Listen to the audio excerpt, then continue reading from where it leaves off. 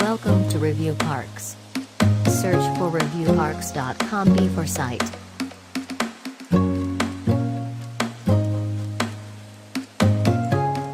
Hey guys, Cameron Blagan here, and I have got the UDI RC Venom boat here. This is a break from my normal drone reviews and tutorials, so this is going to be a really fun one. We've got an awesome day on the lake here. These boats are extremely streamlined, but this is just how to insert it. So you can see here you've got your power leads, and you don't need to mess with anything other than the power leads and this little holder right here. So to insert it, all you do is put one side in the holder like that, and you just push it in until it's flat like that, and then it'll lay there. Now there is this bump, but you don't have to be concerned about that. That's just these wires. Now you can lay them along the battery here, and I like to do that so there's less spare wires, or, and again, to take it out, you just pull it out same way you put it in. Or you can lay it this way. Make sure this little bilge wire tube is out of the way. You can see there that pumps the water in and out to cool your motor, which is really cool. They have a water-cooled motor. That's a super awesome feature. But you can also lay your wires the other direction. Push that baby on in there, and then your wires are a little closer if you want to do it that way as well. So I'm going to just plug this up now, and you can see the teeth just fit together, and it won't let you plug it in the wrong way, so no worries about that. And you plug it in there, and you are now powered. Now there's no beeps or anything on this guy, but it will when you turn the controller on. So now we're going to put the case back on. So you want to make sure these wires are out of the way here, because this is where the front little prong goes, and you can feel that with your finger. So you just insert that right in there. And this is very important you do this right, because if not, it will not be waterproof. Do that, shove that in there, make sure it is pressed down. You can see on the sides if it's pressed down or not. It might click in there. Really make sure it's down, and then that goes over.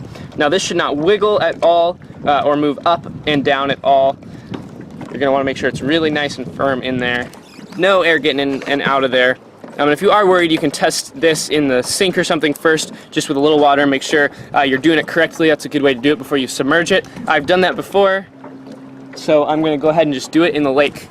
So, on the controller now, to bind it, what you're going to do is turn this on. You'll see the LED there start blinking, then you'll hear that da-da-da-da-da until you put the boat in the water. So you'll hear it starts to beep. I'm just going to hold it here so we can see it. And you'll hear 3 beeps when it registers water. So it will not bind until it is in the water, which is a really awesome safety feature. Really keeps you from chopping your fingers off and assures that it's in the correct type of water. Now, a huge note on this, you do not ever want to use this in salt water. It will damage it and it will ruin it forever. So make sure you're not doing that. Alright, so now we're just going to drive around. You can see it's working well.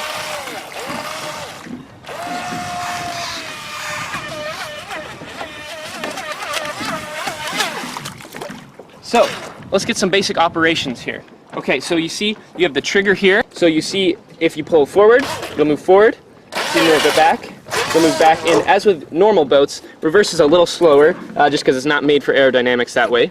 Steering, I'll show you a little later, but the rudder does move left and right there, and you can trim that to however you would like it to go.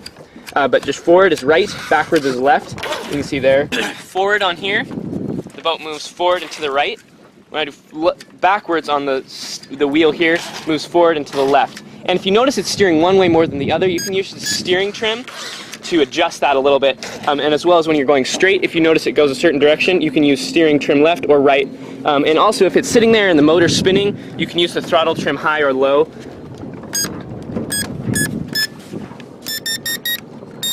But you want to be careful with that, because that could start it going automatically, but it will give you a little extra power. So now, some people start driving this and they notice it's really slow and not what the box says. And that is because this has a water-powered or water-cooled motor. And it's a brushed motor, so that's why it's being cooled like that. It won't steer as well either with that, without the water-cooled motor. So if you're just doing these little bursts, it won't get going fast. But if you start it going fast, once the water gets through the motor, it'll really start to pick up speed, as you can see there. And you can see it's kind of a rough day out, but this thing is just cruising. So you'll notice I took it out of the water here, the controller's now beeping. We're just doing a little waterproof check. And now you want to shake off excess water so none gets in there. Make sure you don't do it on the controller. And we're just going to check the waterproofness. And and you can see just a couple drips in there, which is just normal condensation, and it went through the motor just fine. If you are having problems, you want to check this water pump tube. Other than that, there shouldn't be any water getting in. A little bit of water is normal, and you also want to be sure that this tube stays unplugged, as well as this little intake right there. It's really small, you can't really see it, but that's where the water is intake from the lake. Again, never use this in salt water, or we'll plug that up. So we're going to reseal it, and I'm going to show you auto capsize. You see I put it back in the water and it's already bound, so it doesn't do the beeps again, but it is now working because it's back in the water. We're going to flip this around.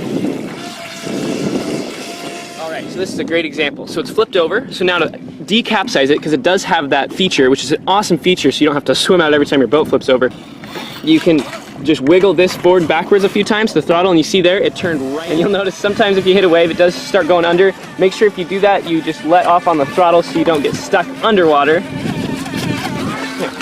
Alright, so again, just reverse here on the throttle and forward once, and you're flipped over. It's as easy as that, and you are automatically good to go.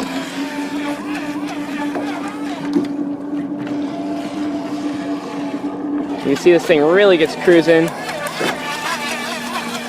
And it does have some fins on the back, which keeps it in the water, even on those hard bank angles, which is really nice.